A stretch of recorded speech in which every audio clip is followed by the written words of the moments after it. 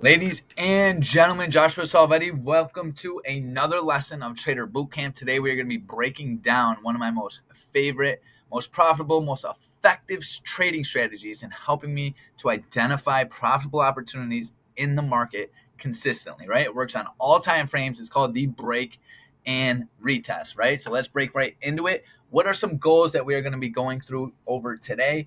Number one, how to identify the break and retest, right? Number two, the psychology of price movement, right? Because it's very important to understand. And I know I always say this. You got to look at this as a market auction, right? Day trading, swing trading. It's all about identifying the market auction and who is in control of it. So today we're going to be breaking down what it looks like behind closed doors, right? The chart pattern of the break and retest. If you were to sit in the pit of Wall Street and watch traders trade this, what would it look like to make a graphical presentation of the break and retest, right? Because it's very important for you to understand who's taking control of the market and why. Because if you can look at the market through that lens, ladies and gentlemen, you will be able to identify high probable trades that will consistently make you money, right? So, and then we're going to run through how that relates to understanding the market auction altogether and how that makes it much easier for you to trade with trend, right? So let's break right into it. Break and retest, what is it, right? It's a trading strategy that we use to identify market conditions and capitalize on trending markets by watching areas of value broken through, and when retested, price continues in that trend, right? So we have support over here at 413.76, right? We know it's support because buyers showed up very strong here and previously. You can't see it on this chart, but this area played a vital role previous day, right? This was a demand zone previously.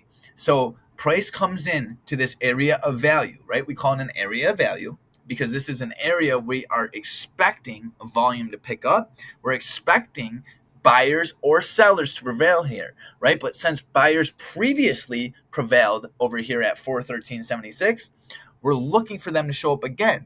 And if they don't, what does that mean for us, right? Well, that means sellers are in control. And we're going to break down why that's important.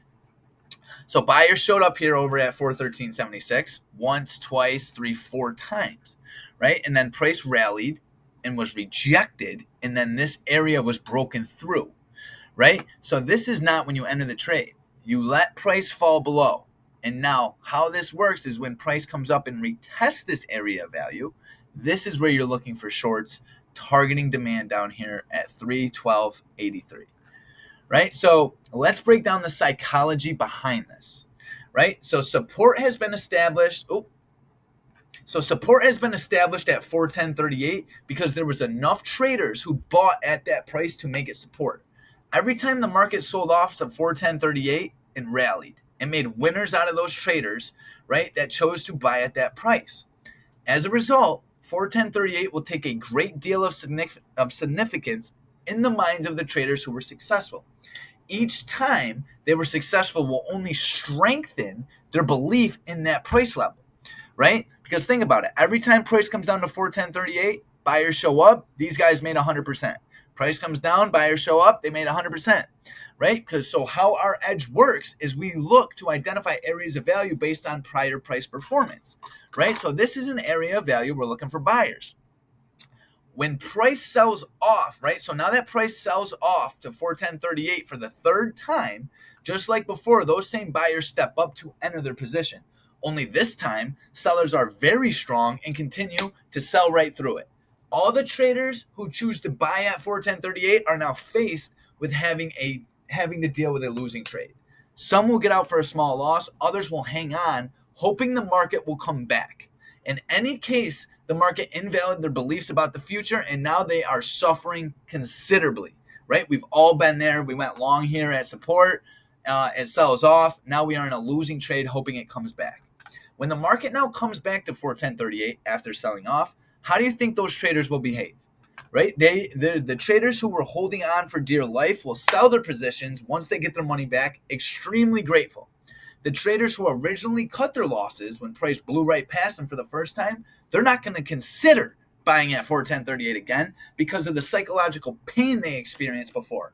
I'm not saying they will turn into sellers, but they are much less likely to buy Hence, old support now becomes resistance, right? So think about it, ladies and gentlemen. This is an auction. You got buyers over here at 410.38.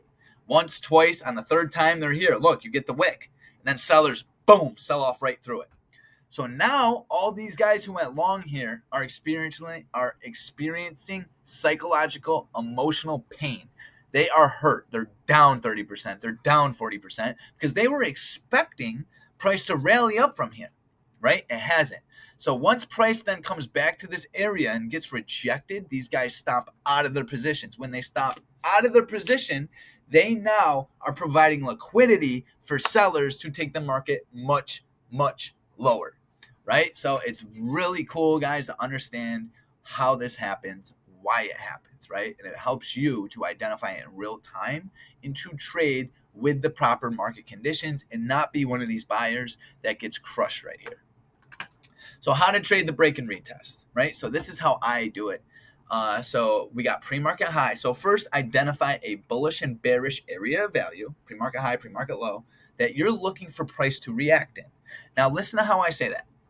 You have pre-market high at 409.16. You got pre-market low at 406.18, right? We are looking for something to happen in these areas of value. We're looking for either buyers to prevail at pre-market low or sellers to step up at pre-market high, right? Now, what does this mean if they don't defend it, right? We'll talk about pre-market low. What does it mean if buyers do not show back up at 406.18, right? That is a super bearish indication that the market is now going to trend much lower, hence the break and retest, right? Where support now becomes resistance. So as price breaks below pre-market low of 406.18, you're patient and you wait for price to retest this area of value, right? So price sells off, comes up, retests it, right? Now remember that all the buyers that jumped in here at 406.18 are going to be grateful to stop out of the trade at their entry of 406.18, adding to the previous selling pressure, right?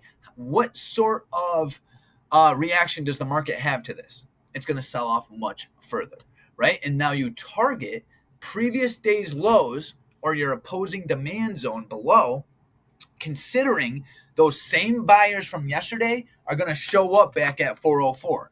Now look how we use these areas of value as targets and entries, right? You must trade in between them. That is the market imbalance, right? So basically in a nutshell, right? Trading the break and retest is going to help you understand and adapt to these market conditions correctly, right? It's going to help you trade with trend, right? It's going to help you understand who is really in control of the market. Is it buyers or sellers? Because if buyers are defending these areas where sellers are supposed to be, that means sellers aren't that present, which means price is going to continue to rally to the upside, considering that buyers can continue to push through these supply zones, right? For this example.